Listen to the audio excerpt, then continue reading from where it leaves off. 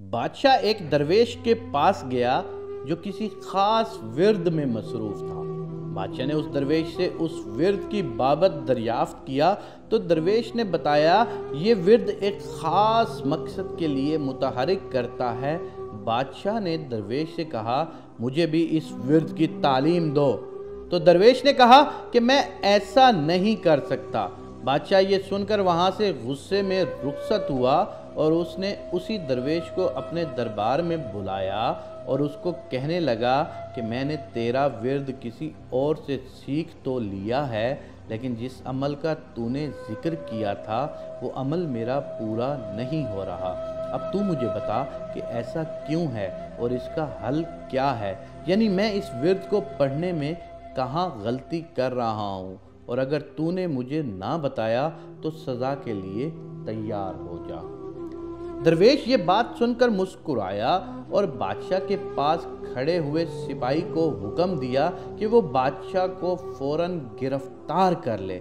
سپاہی اور بادشاہ دونوں نے حیرت سے درویش کو دیکھا کہ یہ کیا کہہ رہا ہے، شاید بادشاہ کے خوف سے اس کا دماغ الٹ گیا ہے۔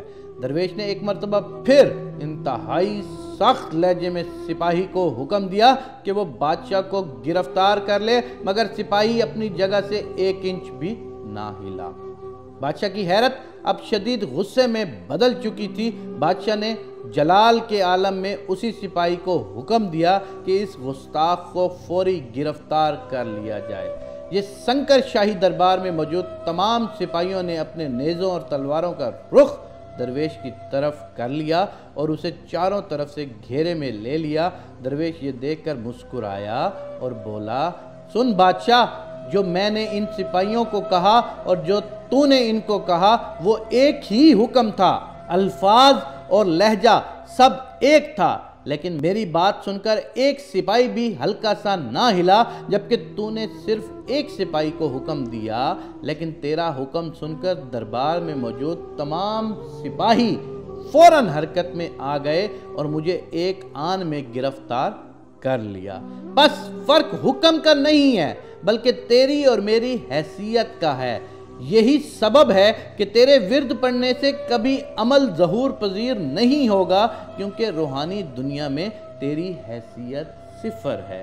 سوال یہ نہیں ہے کہ قرآن میں شفا ہے یا نہیں، سوال یہ ہے کہ پڑھنے والا کس کردار کا مالک ہے اور اللہ سے کس قدر قربت رکھتا ہے۔ اعمال اس کی نیت اور ایمان اس کا ہے۔ اس پوری کہانی میں سمجھنے والی بات کا مقصد اور مدعا اگر ایک لائن میں بیان کیا جائے کہ عملوں کا دار و مدار نیتوں پر ہوتا ہے۔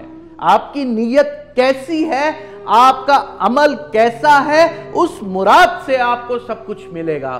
آپ کا عمل تو نیکیوں والا ہو لیکن آپ کی نیت میں کھوٹ ہو اور نیکی نہ ہو تو آپ کبھی مت یہ سوچئے گا کہ اس کا اچھا اجر آپ کو ملے گا، کیونکہ خداوند کریم آپ کی نیت تک کو جانتا ہے۔ تو جیسی نیت ویسی مراد۔ آپ سب دوستوں سے اور دیکھنے والوں سے ایک گزارش ضرور کروں گا کہ اپنی نیت صاف کر لو۔ خداوند کریم تمہیں بہت زیادہ عطا کرے گا اور وہاں سے راستہ بنا دے گا جو تمہارے وہم و گمان میں بھی نہ ہوگا۔